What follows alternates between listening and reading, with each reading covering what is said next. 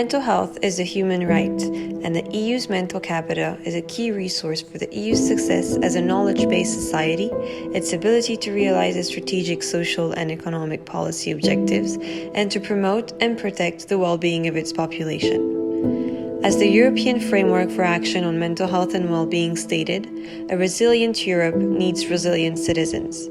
The European youth and future healthcare workforce are a vital part of the European Union healthcare system's resilience, and thus attention should be paid to their needs.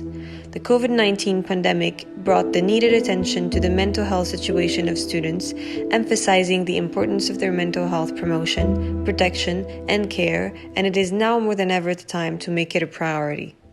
This Public Governance Directorate, we conducted research to better understand the impact of the COVID-19 crisis on young people. We surveyed a sample of 151 youth organizations from 72 countries last summer and asked their views on the needs, concerns, and circumstances of young people in the context of the COVID-19 crisis. We also tried to better understand their expectations from governments, satisfaction with public services, and drivers of young people's trust in government, public institutions, and democracy.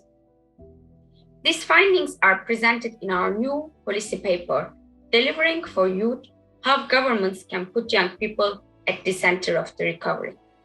The paper gives a clear message. Youth organizations are still most concerned about the impact of the COVID-19 crisis on mental health.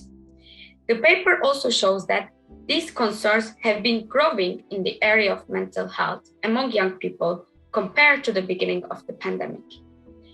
The paper findings implies the pandemic risks leaving long-lasting scars not only on young people's employment and income prospects, but also on their mental well-being.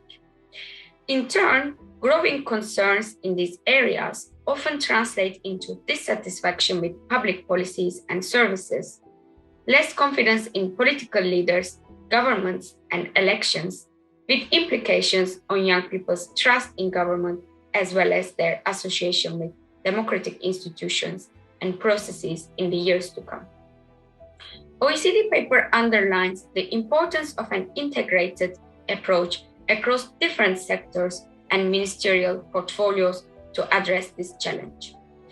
When asked how satisfied they were with the delivery of public services, youth organizations reported lowest satisfaction in the area of sports, culture, and leisure.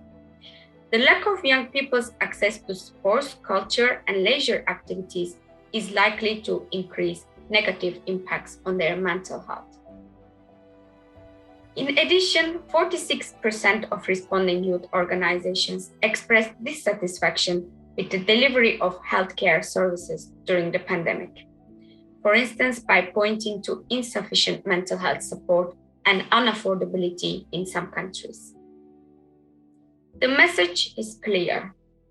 To address multidimensional challenges of the impacts of the pandemic and to support young people across all relevant sectors, governments need to adopt a holistic approach in their recovery efforts.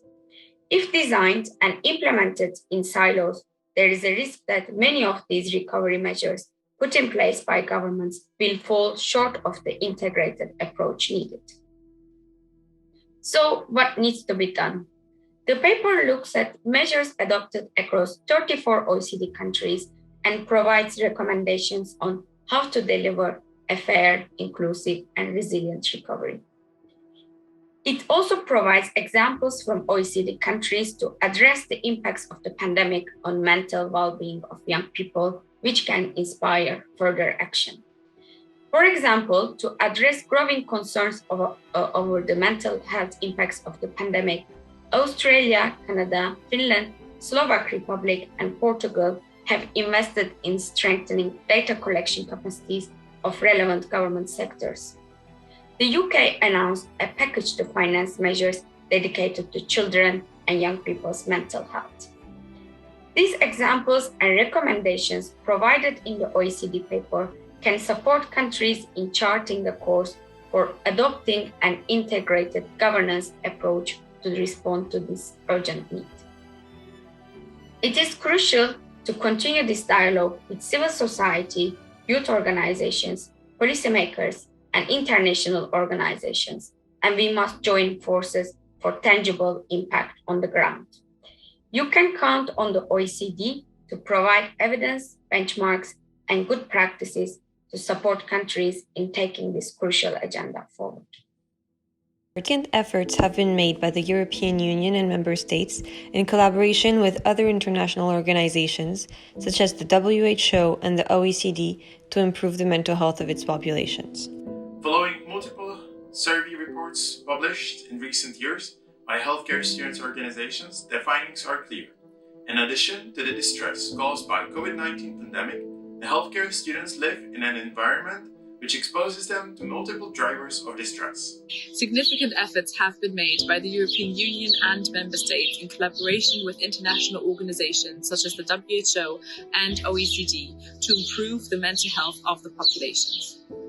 Therefore, healthcare students associations have decided to give the students the possibility to express and present experiences within their sector which have led to mental health distress. They will take part in good practice exchanges by shining a light on the work of stakeholders all over Europe, which assists and helps the healthcare students' mental health in various environments and situations.